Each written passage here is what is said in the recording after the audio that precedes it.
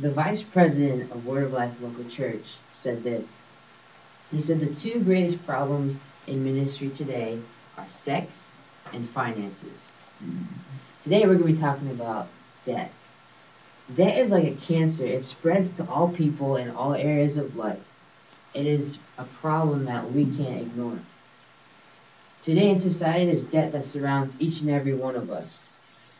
You decide every day to choose to not live in debt to someone or something. Debt is a way of convenience that ultimately is like a disease that spreads and eventually suffocates its victim. Today I'd like to give you some information about debt. We'll be looking at 4 areas of debt. The first one being the evidence of debt. The second one, the trap of debt. The Bible's view on debt. And lastly, ways to avoid or escape debt. First of all, the evidence of debt. You look around us in society, there's credit cards all over the place, right? We have no money to pay at the checkout, so what do? We take our credit card out and we swipe the credit card and accumulate debt. We sacrifice common sense for our own convenience. Ron Blue said this in Debt Squeeze, how your family can become financially free. He talked about how businesses can prosper only if they can convince the customer that they need the product, that the necessity and need to borrow in order to get that product. He also talks about how in the early 1950s, it was only 10% of the family's average income was given to pay off debt. Whereas in the 1980s, that number went up to 25% of the family's income. One of the biggest areas we see of debt is America's national debt. It is in the trillions. The end result of debt, of accumulating debt, is an economic crash.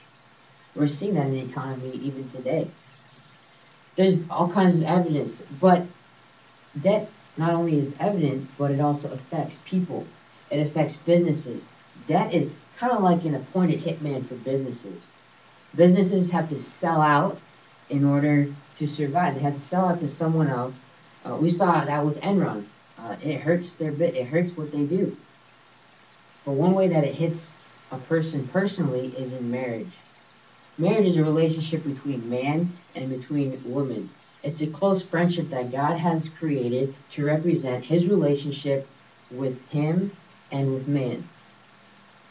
A husband tends to desire significance and acquires material possession, but usually through accumulating debt.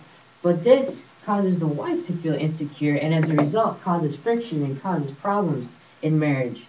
Ron Blue said this in his book. Larry Burkett also talks about this in Answers to Your Family Financial Questions, as well as Howard Dayton in Your Money Counts. They talk about how money is a huge issue in divorce. Debt is a weapon of the devil to destroy the representation of who God is in the world. But what does God say about debt? Well, we see in the Old Testament, we see the Israelites. They journeyed from Egypt to the Promised Land. And the whole time, God says, don't borrow. Don't borrow from the other nations. In Psalm 37, David says that the wicked don't pay off their debt. The wicked accumulate debt and just let it sit there. So in essence, when we are not paying off our debt, when we are living in debt, we're doing what the wicked would do. God desires that we trust him. When we are faced with a need, he wants us to come before him and trust him that he will provide. Only then can we grow in our faith and can we grow to enjoy the blessing that he will provide. Proverbs 22:7 says this in the ESV Bible. It says, the rich rules over the poor, and the borrower is slave to the lender. Debt makes a person a slave to the lender. So we saw some evidence. We saw how it affects people. We saw what God thinks of debt. But what are some ways to avoid or escape debt? Well, first of all, borrowing. Borrowing leads to debt. So the first thing to do is to stop borrowing. Don't borrow. Don't become a debtor. Another way is to budget your income. As you budget how you spend, you also need to budget how you're going to pay off current debt to escape debt. Another way is to keep your payments at a constant rate. Another way is accountability. We all are sinners. We all need accountability if this is an area of struggle. And in order to avoid debt, we need to be doing all these things already. In conclusion, we need to run and avoid debt. We need to commit to stop borrowing. We need to commit to budget the income that God has given us.